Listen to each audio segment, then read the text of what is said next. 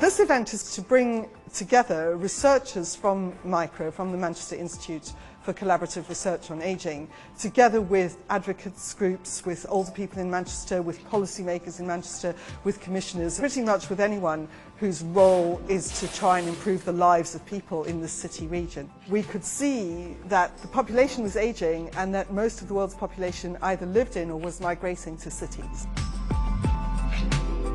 Today my job is to talk about the impact that researchers and the universities in Greater Manchester have had on the work that we're doing. So it's a really strong, positive story.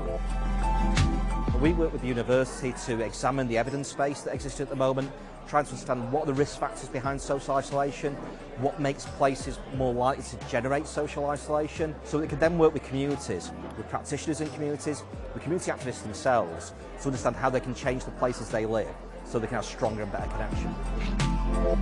I think what we've got is a really good example of how research, an action research project, can have a really positive impact. And Ulmo is the first, technically, I think in the UK, the first truly age-friendly neighbourhood as a result of that research.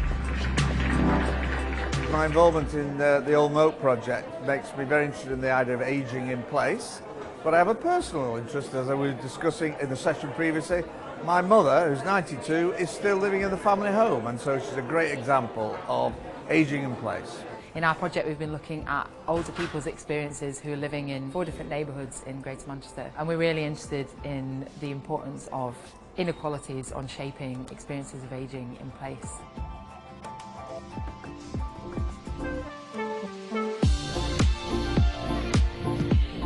When I think about the context in which this event is taking place, local politics, local agendas and local communities become hugely important when no one at the top is really doing anything to help you. This is a great place to be and meet everyone from academia, research and practice doing great work in Manchester on ageing. As soon as I walked through the door, there was a whole cohort of people that I knew that I've had lucky enough to work with over the last few years, and hopefully more people who I'll meet today that can help carry on with that networking and delivery around age-friendly in Manchester. I'm interested to hear diverse opinions and views about the issues that affect older people in our communities, so it's great to talk to lots of different people. I'd like people to take away 2 or 3 things. Public servants to make sure that they read and they get acquainted with the research community. I think for researchers it's trying to find ways to tell the stories of their research to a number of different audiences, and for, if you like, members of the public that are here, I think the message is to join in, to become researchers themselves, to join programmes of work in their local neighbourhoods. Older people can contribute to the community, that we are not just people that things are done to, but we can help in the community as well.